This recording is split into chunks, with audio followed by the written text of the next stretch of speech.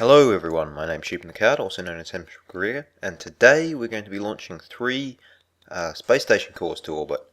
These are a miniaturized design that's built with one of the square probe cores with the junior docking ports around it. The use of these small space station cores is pretty much, there's only three real uses for space stations in Kerbal Space Program. The first is crew storage. You can place crew tanks or command modules on it and transfer crew from other vessels to the space station before you deorbit these vessels, etc., rather than launching crew to orbit and returning them for every mission. The second is fuel storage. Whilst it's just as hard to lift it to a space station and then go and refuel, it does allow you to do things like space planes can go up to orbit, refuel, and then go to another planet or moon and return. Finally, we can also put full tanks in orbit that we dock to interplanetary missions should we have a large enough mission to require it. And finally, there's just the having it look like a real space station, have probes and instruments and satellite dishes. Currently this doesn't do anything, but as of the next version of KSP, or version 0.22, they're hoping to add a scientific and research and development tree to the game. Now, this first launch was entirely on 0.625 meter parts, which made things a little bit difficult, but other than that it was pretty much a stock launch. The only problem that I've really had was, if you see here, it's going to be longer to burn than we have twice till a node, which means we're going to be re-entering the atmosphere if we still burn. I used the RCS to fix this issue, but I really should have just had a stronger engine on the back. The reason is that the RCS has, not only is this actually on this satellite or space station core we're releasing, so we don't particularly want it used up, but it's got lower ISP, which on the whole means that burning this now and instead of fuel, we're getting a lower mass fraction to orbit, which isn't good. Now, all in all, it does work, and it proves that you can use only the 0.625 meter parts, which is significant whenever you've got to the point in the game where you're trying to launch that whole space station and you're frustrated because you've got the huge asparagus staged rocket which pretty much disintegrates. And as KSP players, I can guarantee we've pretty much all been there when we tried to launch something that's just too big. The game doesn't really appreciate large parts, and the more you play with really tiny ones, the more accurate you'll begin to see that the game can actually be. Anyway, pretty much it's going to an ordinary orbit with the first two of these missions. But I figured that, hey, this one was a little bit lame. I mean, sure, we did this fantastic idea, let's use only the smallest size of parts, but if that had left us doing interesting things where, we're using RCS from the liftoff phase for additional thrust, as it would have in previous editions of the game, it might have been more of a challenge. But with the addition of the new linear version of the radial 20 kilonewton engine, we actually have a booster with decent ISP and pretty decent thrust to mass available to us for use on the small satellites, so they're pretty easy to do. I end up doing a small correction burn and pretty much that's us good to go. Now, I don't show it, but there is a probe core on that second piece that's taken us to orbit, so we could deorbit if we wanted to, but I don't think it would really add all that much to the video to actually show the re-entry, etc., so I just burn and switch back across to rename the core. Now, for the second launch I decided to capitalise on a fact of these really tiny space stations. That is, we don't actually have to launch just the core when we're launching a station of this size. We can launch the entire space station at once. And here we are on the launch pad. It's a semi-reusable launcher. I say that because we've got these solid fuel cans we're going to drop. But other than that, the plan was to have no wastage, which is significant given I've used nuclear engines, as you're about to see.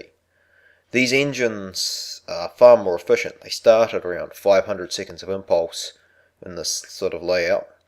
But the problem is, they're a bit overpowered, and thus I like to put some restrictions on myself while using them, such as don't just dump them into Kerblin for them to crash and burn, and don't leave them as space junk, and unless it's interplanetary space junk, because it doesn't really matter, and so on and so forth.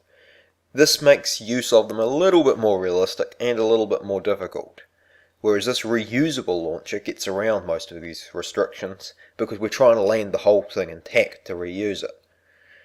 Now the problem is not having a manned capsule. We're not benefiting from the new SAS system.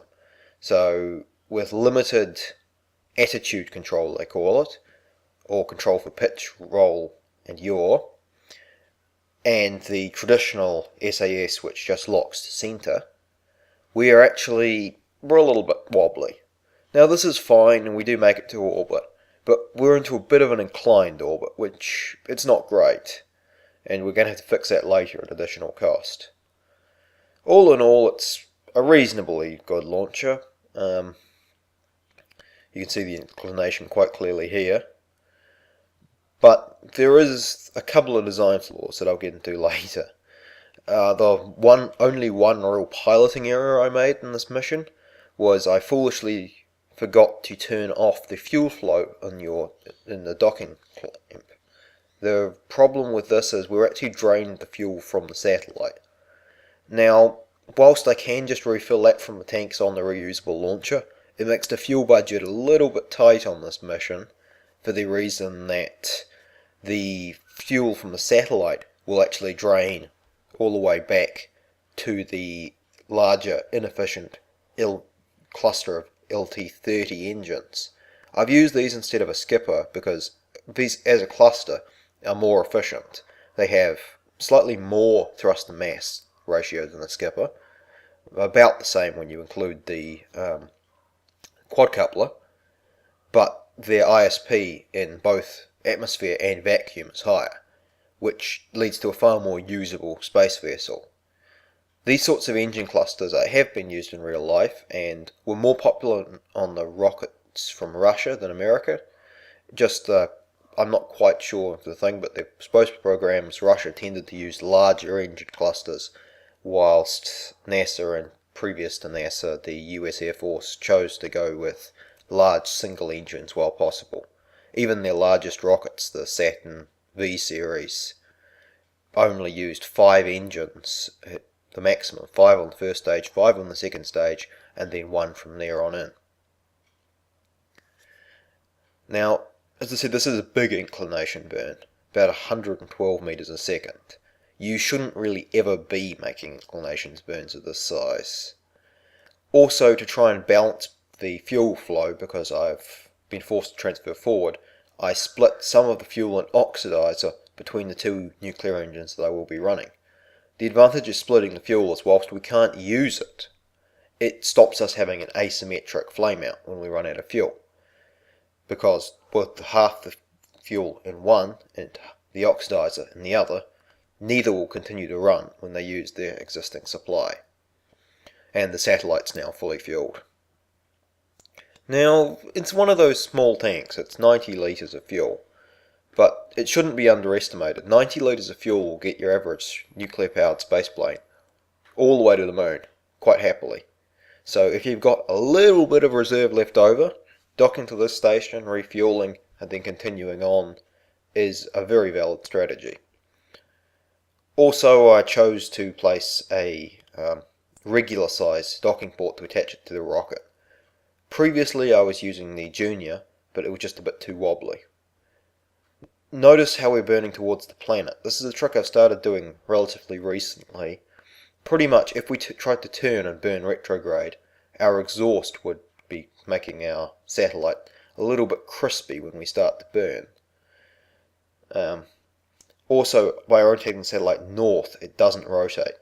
So you can see we're on the 2 nuclear engines rather than the 4. It really should be on the 4, but as I said, fuel flow issues regarding not turning off the docking port. Something else to note is I cancel that burn a little bit earlier than you'd sort of expect. I have to splash down in the ocean, and I've sort of set this up to be the minimum burn I could have done to have achieved that. The reason is that this design couldn't land on those LT30s, so it would be crushed. And I also don't want to cook the space station, because by going down, that gets us a time window to burn retrograde, where it's not going to be in the line of fire, if you like, which is quite significant because in space there's nothing to slow your propellant down. It'll keep travelling in pretty much a straight line for quite some distance and still be a problem. In fact, because of the velocity of something like a nuclear engine, it'll actually be above escape velocity. And so it's not going to remain in orbit. It will continue onwards and outwards into the great depths of space as it slowly spreads out and equalizes with the existing hydrogen. Now, you saw the design flaw there. Yeah, I forgot to put 4 struts on. Reusability over 4 struts. Now, because I failed on the reusability account, and that's kind of sad, and also because, hey, we launched the whole space station at once, sure, but it was a small space station, I decided to modify the Aireen 4 design, which is a space plane. Now, we ended up quite modified. I've used triple wings on the back and 2 of the advanced canards on the front. The wings are the original design wings on the back, and pretty much using 3 of them like this increases our lift weight considerably, which has allowed me to change the engines out for a pair of nuclear engines where the existing jets were, and 2 jets where the existing LT-45 engine was. Now the 2 nuclear engines make 120 kilonewtons of thrust collectively, as opposed to the 200 of the LT-45, but they're far more efficient, and by having the 2 jets placed where the LT-45 was on a vertical bicoupler, we are actually shorter overall, which mitigates the issue that was previously in the design of colliding the rocket engine on takeoff. The other thing, by massively increasing our lift and using those advanced canards at the front, I've been able to set the design up in such a way that I'm able to have our centre of lift behind our centre of mass by enough that I can drop this core off and still be aerodynamically stable. This is critical because lots of space planes designed to use to launch satellites will have a high risk of spinning out and dying when they re-enter the atmosphere after dropping the satellite, because if your centre of lift is in front of your centre of mass, your plane will try and pull away from prograde. If it's behind it, it'll try and pull towards prograde, and the more behind it is, the more it'll try and pull to prograde. This plane pulls to prograde quite a bit. You can probably see by the angle of the canards, but on the whole it's not too bad. It is very flyable. The new SAS system they added in version 0.21 will handle the angles in this pretty fine. Now, because of our nuclear engines, unlike the Aireen 4, which we're a derivative of, we sit on our nuclear engines on a high angle for a very long duration. We are actually increasing our time to apoapsis, which means that we're making it towards orbit. We're also accelerating, so we're not having problems there. So this is a stable angle of attack to get to orbit, if you'd like, but it's just very different to what you'd expect because it starts so high. Now, again, I have slightly more fuel in litres left over after getting to an orbit in this method than I did with the original Aireen 4, and the nuclear engines are far more efficient in vacuum, so slightly more litres results in a greatly higher delta V. However, because of our really slow ascent, you can see we already had a periapsis when I finished our burn. So whilst we are doing a circularization burn, it's only about 70 meters a second, which is tiny. We also fought gravity drag a whole lot more, though not half as efficient, which is significant because we have twice the efficiency of the motor. And one of the cool things about space planes, which I'm sort of going to show off a little bit here, because this was one of my screenshots farmed episodes, is that they do really capture the imagination and the appeal of the game quite a lot more than regular rockets can. You can get the shots of flying over a planet, and you orientate them so they're like an aircraft, and suddenly they look a lot cooler than if I just stuck the equivalent amount of fuel tank, which would be one of the Rocket Max 16s with a single nuclear engine on the back and a capsule on the front. It'd be lighter. For this sort of burn, it would be more efficient because it's got less weight and the rest of it. But I don't think that there's many people who would argue that the space planes do look cooler, which is why we see quite so much spaceplane activity in Kerbal Space Program. On the other hand, they are a relatively unstable design, typically. As I mentioned before, we've got centre of lift to centre of mass issues as the fuel flows around. We've got much longer ascent profiles, etc. And on the whole, the one factor that really makes them work in KSP, whereas they don't in real life, to be honest, is the way that the jets can take us up to about 2,000 meters a second. Now this is a realistic top speed, like close to theoretical maximum speed we could do with jets. But on Earth, in real life, that wouldn't be anywhere near orbital velocity. In Kerbal Space Program, 2,300 meters a second is orbital velocity for Kerblin. So we can be nearly all the way to the correct speed and halfway to the altitude on jet power, which allows for a lot more efficient approach. Now, you might notice I'm coming in to a retrograde orbit here. This wasn't really a conscious decision because for this space station it really doesn't matter. It just has to be in a lunar orbit, and prograde or retrograde isn't a lot harder to do. The one issue with going retrograde is that if you're launching from the lunar surface, it requires slightly more fuel to get to. So I wouldn't recommend it for your refueling stations if you intend on refueling as you return, and they wouldn't recommend it for crew transfer stations, up and down from a moon base. However, for this sort of utility satellite, there's actually no disadvantage really to going into a retrograde orbit. Also, this is going to be a very quick lunar orbit, if you like. I don't go right round the planet. I don't even go halfway around the planet in orbit.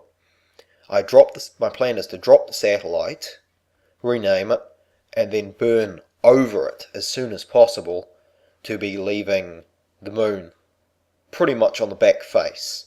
Now it takes me a little bit longer than I expect, and so I end up burning not quite right, but all in all, as I said, I've got plenty of fuel for doing a moon mission. I could have carried this payload to Minmus happily, and whether I could have done an escape or not, well, really to do done that sort of work, this design would need refueling from a refueling depot. But all in all, here's our probe core. Attached to it are two miniature probes that leave that base station, and they can't redock, but they do have enough delta V that they can actually land on the lunar surface and send back information and that sort of thing. Now I set up a maneuver node, and notice I drag it away from us rather than having it in front as much as possible. You want to set your maneuver nodes that you're going to action immediately, so half the burn is before and half the burn is after the node. Even though this doesn't seem like hugely logical at the time, given you wanting to burn as soon as possible, if you set it so you're burning entirely after the node, you don't end up where you're expecting. Anyway, I've been Sheep in the Cart, and I hope you have a good day.